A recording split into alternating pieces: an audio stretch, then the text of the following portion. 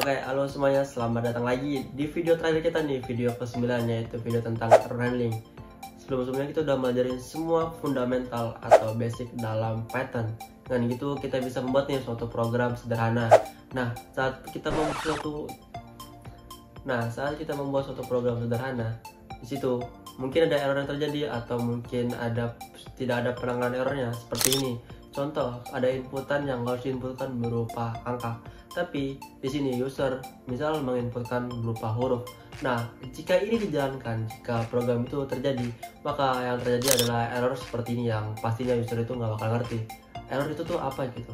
Nah, dengan error handling ini, kalian bisa nih membuat program kalian tuh terus berjalan tanpa ada error yang tidak jelas seperti ini, atau kalian bisa menanganin error tersebut mau di output seperti apa.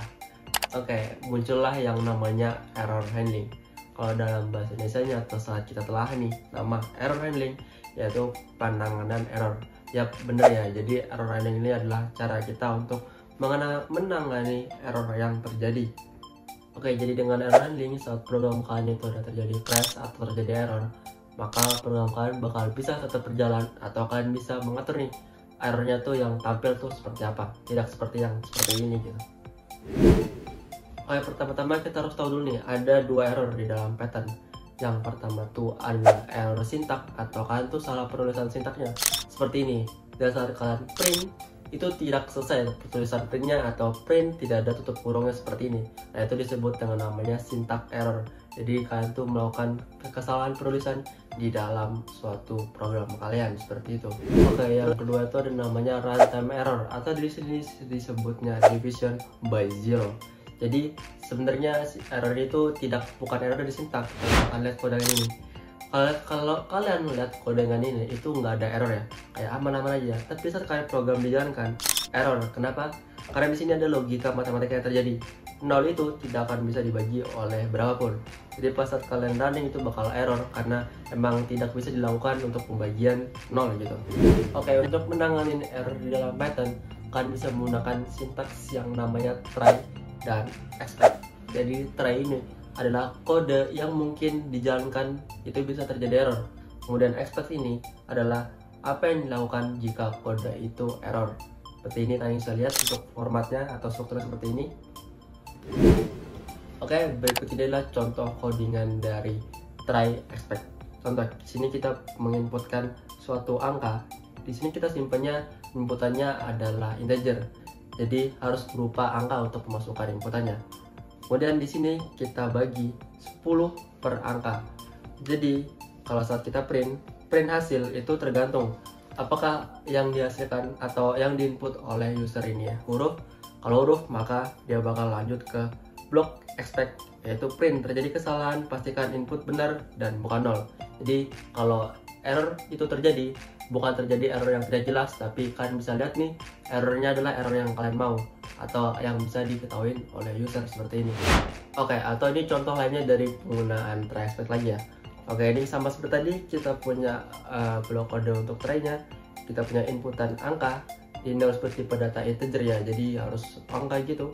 Kemudian kita sama seperti tadi nih, kita buat variabel baru hasil, kemudian 10 dibagi angka, dan kita print hasilnya. Oke.